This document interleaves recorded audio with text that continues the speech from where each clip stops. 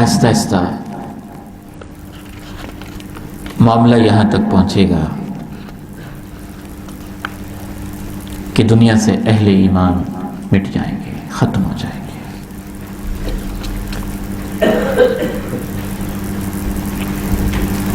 آپ نے ارشاد فرمایا صحیح مسلم میں، شام کی طرف سے ایک ٹھنڈی نرم خنک پیاری سی ہوا چلے گی، جس شخص کے دل میں ذرہ برابر بھی خیر کا جذبہ یا ایمان کا جذبہ ہوگا، اس پیاری پیاری ٹھنڈی ٹھنڈی ہوا سے اللہ اس کی روح اپنے پاس واپس بلا لے گا۔ آپ نے فرمایا وہ ہوا اتنی اس حد تک عام ہو جائے گی، اگر کوئی بندہ مومن کسی پہاڑ کے اندر بھی چھپا ہوا ہے، وہ ہوا وہاں بھی پہنچے گی، وہاں پہنچ کر بھی اس کی روح کو پیار محبت سے اس ہوا کے ذریعے نکال کے اللہ کی عدالت میں پہنچا دیا جائے گا۔ صحابی کہتے ہیں کہ یہ بات میں نے خود اللہ کے رسول سے سنی ہے، اور میں نے خود اللہ کے رسول سے سنا ہے کہ پھر پیچھے برے لوگ اور بدترین اور گندے لوگ رہ جائیں گے، جو چستیوں میں تو پرندوں کی طرح ہوں گے، لیکن ان کے دل، ان کے خواب، ان کے ارادے درندوں کی طرح ہوں گے۔ اچھائی برائی کی ان کو کوئی پہچان نہیں ہوگی۔ شیطان ان کے سامنے ایک شکل میں آگے کہے گا تم میری بات کیوں نہیں مانتے؟ وہ پوچھیں گے کیا کہنا چاہتے ہو؟ تو شیطان کہے گا یہ بت ہیں نا، ان کی پوجا کیوں نہیں کرتے ہو؟ وَهُمْ فِي ذَلِكَ دَارٌ رِزْقُهُمْ حَسَنٌ عَيْشُهُمْ، خوب دولت بھی ان کے پاس ہوگی، زندگی بھی بڑی مزے مزے کی اڑا رہے ہوں گے، اور اسی حالت میں قیامت شروع ہو جائے گی اور سور میں پھونک دیا جائے گا۔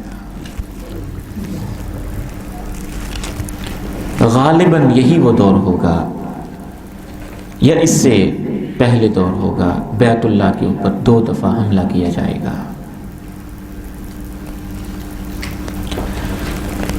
جب کچھ اہل ایمان ابھی زندہ ہوں گے تب بھی بیت اللہ پہ حملہ ہوگا، ایک بہت بڑا لشکر ہوگا۔ صحیح بخاری کی حدیث نمبر 2118 ہے، بہت بڑا لشکر ہوگا، ایک بڑا لشکر۔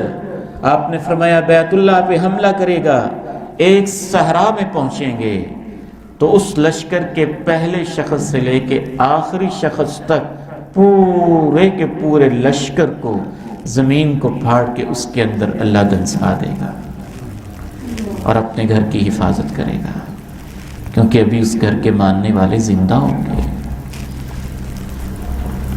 اللہ نے ان کی لاج رکھنی ہوگی، خانہ کعبہ کی حفاظت کرنی ہوگی، اسے امن والا گھر بنانا ہوگا۔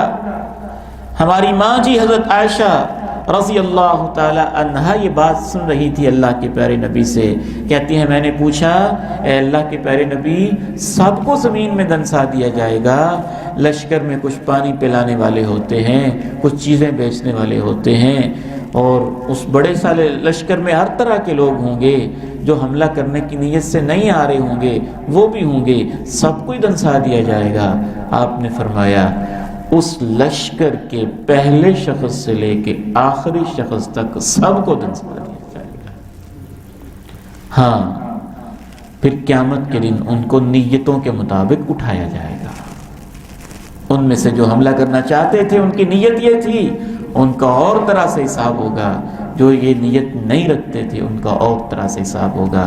اس کی شرح میں امام ابن حجر رحمہ اللہ نے لکھا ہے، اس سے پتہ چلتا ہے کہ برے لوگوں کے ساتھ رہنے سے عذاب انہی جیسا ہوتا ہے۔ پھر ایک اور دفعہ حملہ ہوگا بیت اللہ کے اوپر، لیکن غالباً یہ قیامت قائم ہونے سے متصل پہلے حملہ ہوگا، جب اہل ایمان دنیا سے اٹھ چکے ہوں گے۔ اب بیت اللہ کا حج کرنے والا، اللہ کو واحد کو ماننے والا بھی کوئی نہیں ہوگا، تو اب جو حملہ ہوگا اللہ رب العزت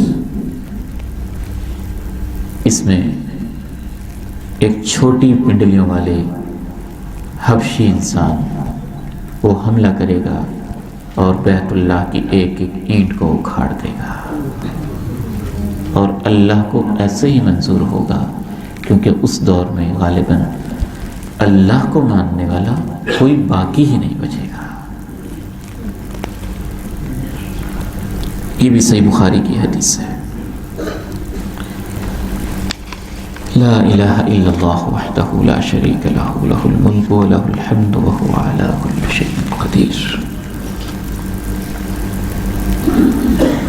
یہ وہ معاشرتی حالات، دینی اقدار اور اخلاقی زوال تھا جو اللہ کے پیارے نبی علیہ السلام نے قیامت کی نشانیوں کے طور پر بیان فرمایا ہے۔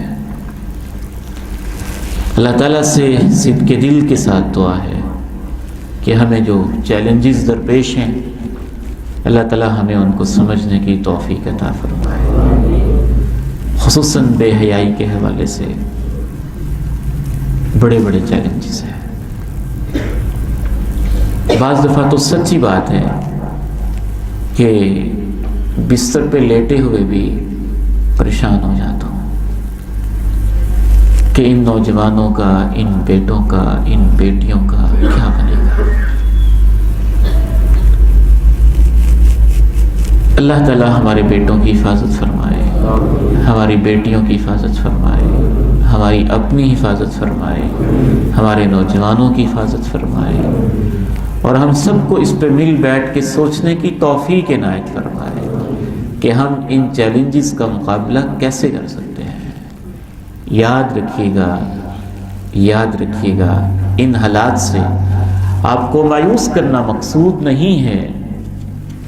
ان حالات کے اندر بھی جو دین پہ قائم رہیں گے، بعض ایسے لوگ بھی ہوں گے کہ اللہ ان کی استقامت کی وجہ سے ان کو 50 صحابہ کے برابر اجر دے گا۔